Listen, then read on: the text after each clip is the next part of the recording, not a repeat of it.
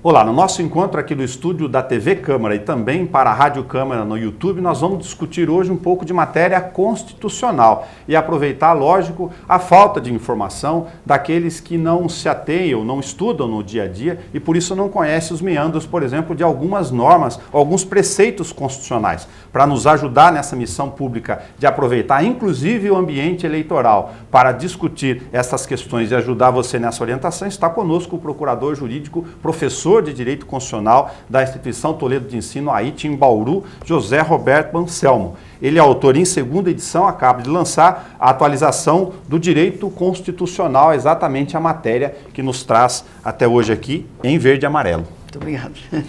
Zé, muito obrigado por você ter vindo aqui e aceitado o nosso convite. É um prazer muito grande estar aqui com você hoje para a gente poder discutir essas questões que estão envolvendo toda a população brasileira nesse momento eleitoral. Vou começar primeiro sobre uma questão que aborda quase todas as candidaturas falaram e agora ficou mais premente nos últimos debates. Mas vamos lá.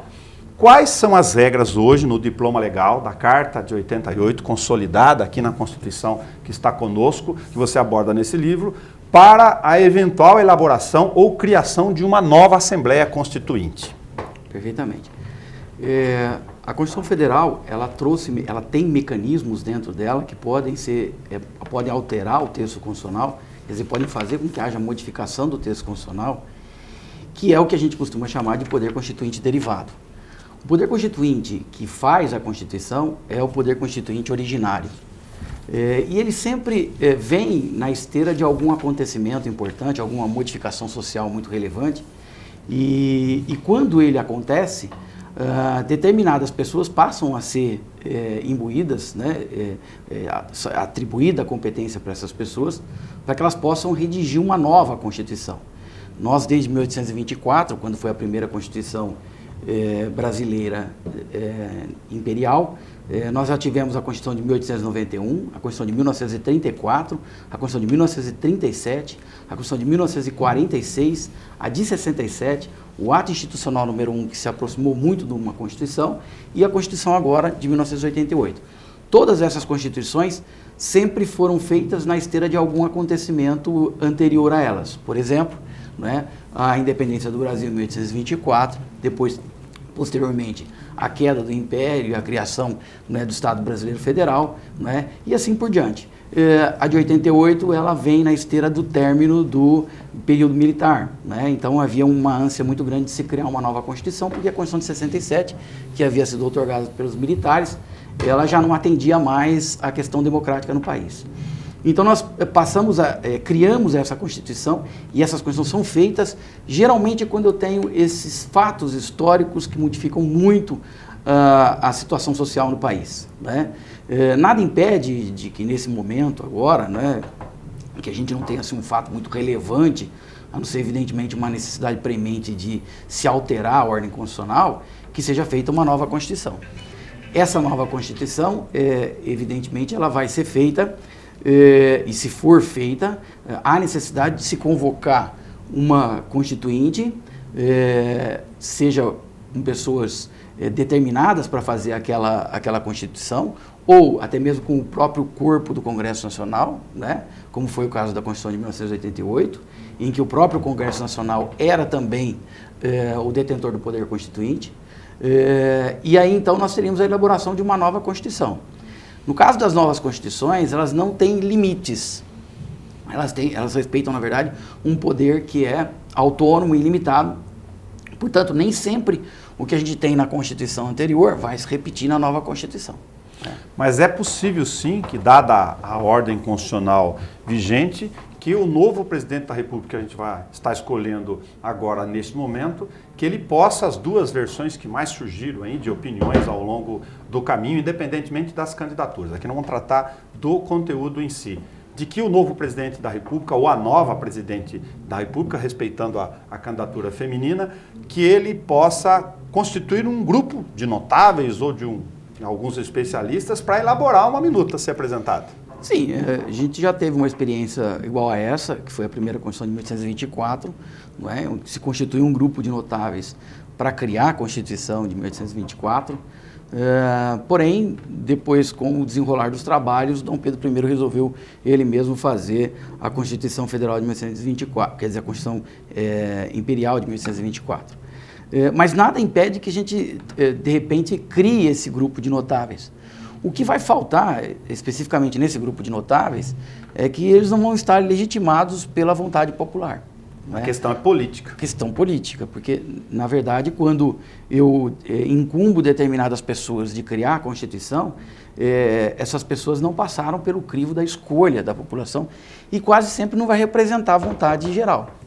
Eu vou ter uma vontade do poder dominante naquele momento. Então, pode ser que isso crie talvez um certo constrangimento ou alguma coisa relativa a essa legitimação aí, dessas pessoas. É um formato possível que nós estamos admitindo Sim. aqui em relação à Constituição, porém com as reações populares, claro. Cada qual com a sua proposta. Uma outra questão é se pode essa ideia de convocar ou formar ou redigir uma nova Constituição ou atualizá-la, seja qual for o argumento a ser eventualmente utilizado pelo novo comandante da nação, a partir de um plebiscito. Ele pode invocar esse tipo de argumento. Eu tenho vontade, mas eu quero consultar se a população quer. A gente tem alguns mecanismos que podem ser utilizados, né? A ideia de um plebiscito, ela pode vir ou antes ou... Na verdade, eu teria duas situações, né? Um plebiscito, que eu coloco a pergunta para a população responder, ou eventualmente um referendo. Okay. Não é? A ideia do plebiscito é sempre uma proposta antecipada para que a população decida se quer ou não aquela nova Constituição.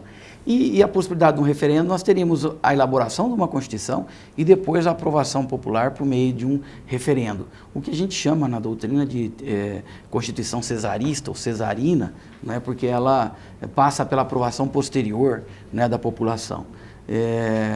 Mas eu poderia me utilizar desses instrumentos. Nós já tivemos a utilização do instrumento do plebiscito em 1993, quando nós decidimos pela manutenção ou não da forma republicana ou da monarquia constitucionalista, do presidencialismo ou do parlamentarismo. E naquela ocasião a gente acabou optando mesmo pela continuidade do presidencialismo e pela manutenção lá da república, né? O grande problema, Nelson, que eu vejo é que nessas consultas populares que são feitas, a população muitas vezes não é preparada para responder a isso. E aí, então, nós temos uma criação de uma grande confusão, como aconteceu, por exemplo, lá com o referendo das armas de fogo, né, como aconteceu também no caso do plebiscito de 1993. Outra questão que as pessoas possam estar se perguntando, estão pensando sempre no você que é leigo, enfim, não tem um domínio sobre o direito no dia a dia, para isso que a gente faz esse tipo de programa Comissão Pública, mas estão ocorrendo uma série de alterações na Constituição neste momento, as chamadas propostas de emendas constitucionais, as PECs. As PECs são possíveis, mas para os temas onde elas têm essa legalidade só garantida. Sim, a Constituição estabelece... Na verdade, a gente tem duas maneiras de mudar a Constituição. A primeira modificação que a gente pode fazer da Constituição é no texto constitucional, né? E essa modificação do texto constitucional respeita lá as regras do artigo 60 da Constituição Federal. E existe uma outra forma de modificar a Constituição, que é um pouco menos conhecida, às vezes as pessoas não enxergam essa situação, que é o que a gente chama de mutação constitucional. É um processo de alteração da interpretação da Constituição ao longo do tempo. E nós tivemos isso em várias situações. O artigo, por exemplo, o artigo 5º, inciso 13, que trata da questão da correspondência, da inviolabilidade das correspondências. É óbvio que em 1988 o conceito de correspondência era a carta mesmo, que eu recebia na minha casa. Com o passar do tempo, correspondência ganhou um novo feitio, uma nova feição, e aí passa não mais a corresponder apenas à carta que eu recebo, mas a toda e qualquer espécie de correspondência. Então, ao longo do tempo, e isso é feito pela jurisprudência, geralmente pela jurisprudência dos tribunais superiores, né, pelo Supremo Tribunal Federal, a Constituição vai sendo modificada, quer dizer, eu vou dando uma nova interpretação sem mexer no texto, né? O que a gente chama de mutação. A alteração no texto da Constituição, ela é mais rápida do que, evidentemente, a mutação que acontece ao longo de um período, né? Precisa de um avanço da sociedade. Mas para que seja feita a alteração da Constituição, do texto da Constituição, a necessidade de respeitar alguns limites. A nossa Constituição, ela foi elaborada num formato rígido. Então, necessariamente, para que eu altere a Constituição, eu tenho que respeitar limites que são limites materiais, que são as cláusulas pétreas do artigo 60, parágrafo 4º. Eu preciso respeitar limites circunstanciais, ou seja, eventualmente, em determinadas situações, eu não posso modificar a Constituição. Eu não posso modificar a Constituição quando se trata de estado de sítio, estado de defesa, intervenção militar, agora federal, ou federal, exatamente, seja qual for a descrição. Quer dizer, por isso que nesse momento eu não consigo passar a reforma da Previdência, porque há um impedimento, né, do artigo 60, parágrafo 1º, que me impede de fazer modificação na Constituição, porque enquanto tiver o processo de intervenção no Rio de Janeiro, eu não posso modificar a Constituição. São garantias. Né? Exatamente. Né? E uma limitação procedimental, que é as propostas de emenda constitucional, que eventualmente forem rejeitadas, não podem ser apresentadas no mesmo ano. Né? Com relação às cláusulas pétreas, são valores que a Constituição estabeleceu e que não podem sofrer alteração no sentido de subtrair, de diminuir esses dispositivos da Constituição. Né? Então, eu deveria respeitar isso. E uma limitação, que é uma limitação,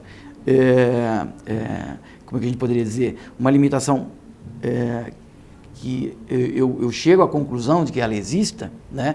Uma limitação lógica, é que eu não posso modificar o artigo 60 também. Quer dizer, eu não posso modificar aquilo que prevê a Constituição, senão eu poderia fazer... Definir como restritivo. Exatamente, poderia modificar todo o artigo 60... E aí liberar o resto. Liberar todo o resto. Né? Então, eu tenho essa limitação implícita aí, né, da alteração do artigo 60. Então, para você que está ouvindo alguns temas, a gente vai colocar dois deles, talvez os mais latentes nos últimos anos, e um muito premente agora na discussão durante o período eleitoral, das chamadas cláusulas pétreas. O professor acabou de definir que não é que elas não podem mexer, elas não podem ser alteradas para retirar aquelas garantias que estão lá. Para abundar, a crescer, não tem problema. Aí, duas interpretações. A discussão sobre maioridade penal, que no Brasil, como se sabe, é 18 anos, e a questão de direitos sociais também, para a gente explicar sobre o 13º salário, por que ela se enquadra em cláusula pétrea. Sim. No caso específico que você está tratando, da diminuição da idade penal, a impossibilidade de modificação do artigo que trata da minoridade penal, ele por ser um artigo que garante direitos e garantias fundamentais, mesmo que fora do artigo 5º, né, ele acaba impedindo que eu faça modificações no seu texto. Até uma interpretação no Congresso Nacional, que é do Miro Teixeira, ele foi relator, né, nesse caso, em que ele entende que a cláusula pétrea não seria a inimputabilidade, ou seja, a impossibilidade de imputar a alguém um fato delituoso. Mas sim, né, vamos imaginar, eu poderia mexer na imputabilidade nos requisitos dela, quer dizer, eu poderia alterar os requisitos, eu não poderia suprimir a inimputabilidade, mas eu poderia mudar o requisito para a conquista da inimputabilidade, ou seja, eu poderia diminuir de 18 para 16. Então ele entende que o que estaria petrificado seria a inimputabilidade e não a idade de 18 anos. Despechar para crimes, por exemplo. Exatamente, né? Se cria um grande problema com relação a essa interpretação, porque, de uma certa maneira, eu estou diminuindo, sim, a inimputabilidade. Né? Porque quando eu passo de 18 para 16 anos, eu diminuí o tamanho da inimputabilidade. Então, provavelmente, estou atacando a inimputabilidade. Então, não me convence um pouco essa tese dele, mas é uma tese que está sendo discutida no Congresso Nacional. Mesmo porque eu criaria até um problema de um efeito temporal da entrada em vigor de uma emenda constitucional dessa. Porque eu poderia ter a seguinte situação: o sujeito praticou um crime ontem e ele tinha menos de 16 anos, vamos imaginar, né? Vamos imaginar que estava entre 16, e 18 anos, né? E ele é inimputável. Mas hoje, se uma outra pessoa, né, nesse intervalo aí de 16 a 18 anos, praticasse um crime, seria imputável. Eu queria uma distinção, eu não teria uma norma, vamos imaginar, para estabelecer essa passagem de uma previsão para outra previsão. Né? E com relação... A segunda questão já é direito social, né? Direito social. O direito social, eles fazem parte dos direitos fundamentais, né? E no caso dos direitos sociais relativos à grande questão que está discutindo agora, que é a eliminação do 13º, né? A gente verifica que, pelo atual texto constitucional, eu não teria condição de fazer isso, né?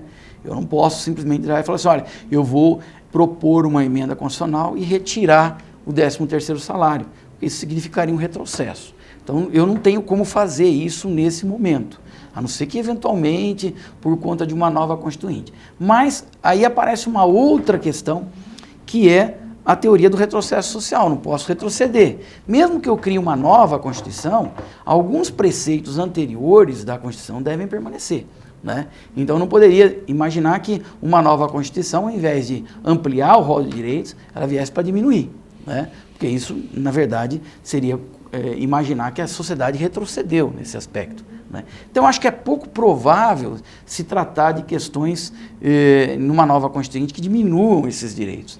Nós já tivemos, algo parecido com essa, uma boataria com relação à reforma trabalhista. Eu ia mencionar exatamente isso.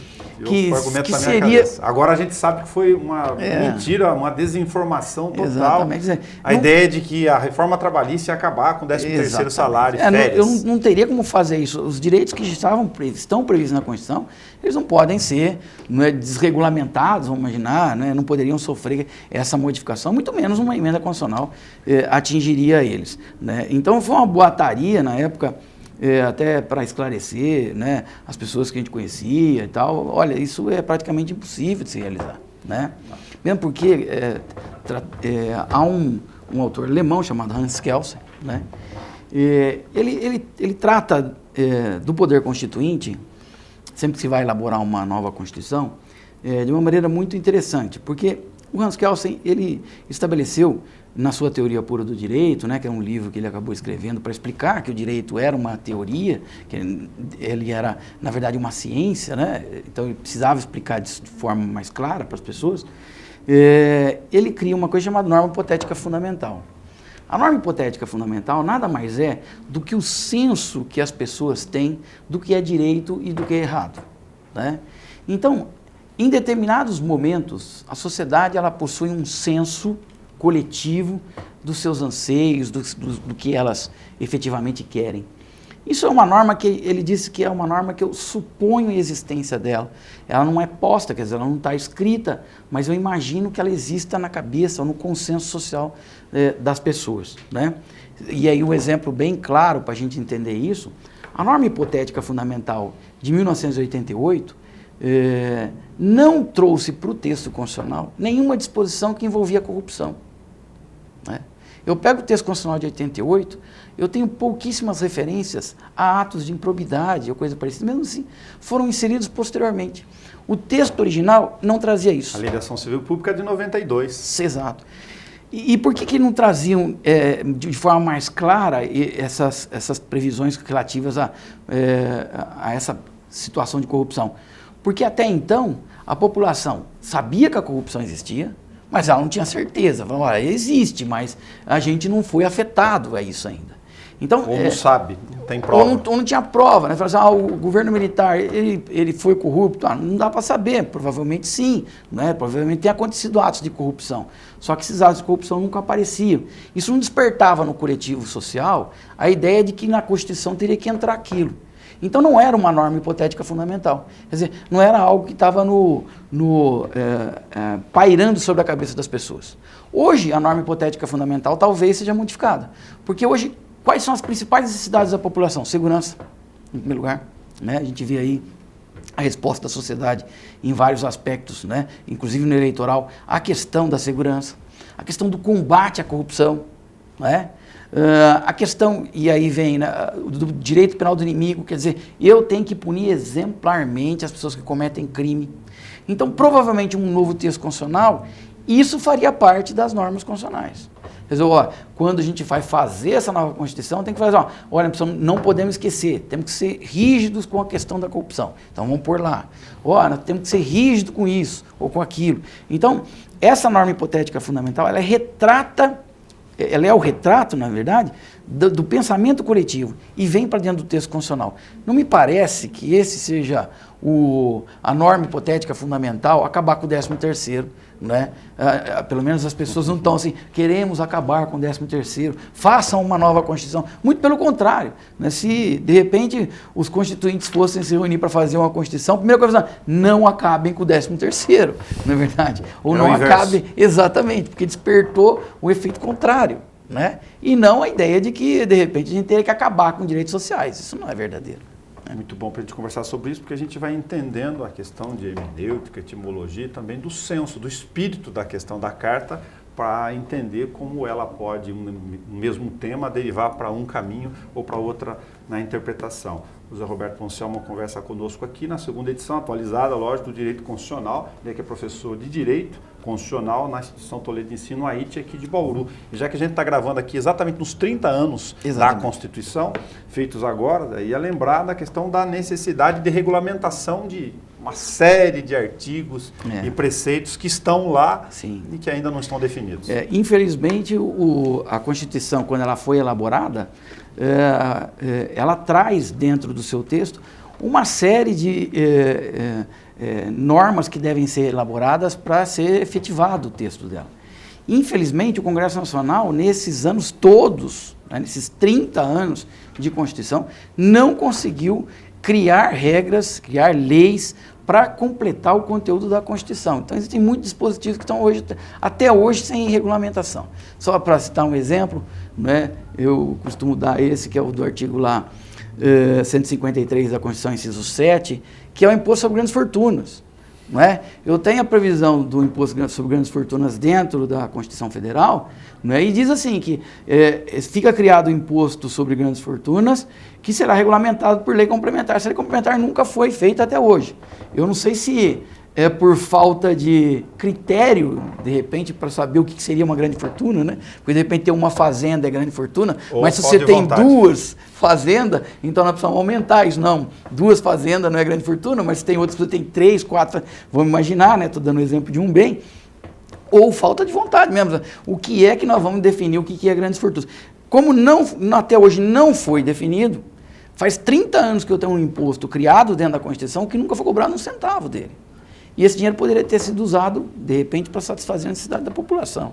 Não é verdade? José Roberto Anselmo, muito obrigado por ter contribuído conosco aqui na edição. E onde as pessoas encontram? Se é só procurar você para poder localizar o livro. Ele está na livraria Espessoto, né? As pessoas podem adquirir, né, pela Espessoto, pelo site da Espessoto, né? E a entrega é a domicílio.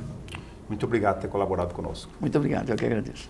Então, se você tem informação, sobretudo nas redes sociais, com essa história de cláusula pétrea, leia. A informação é o remédio mais objetivo para você diminuir a distância entre a informação e a ignorância. Nesse sentido mesmo que a gente tenta contribuir com você. Até o nosso próximo encontro.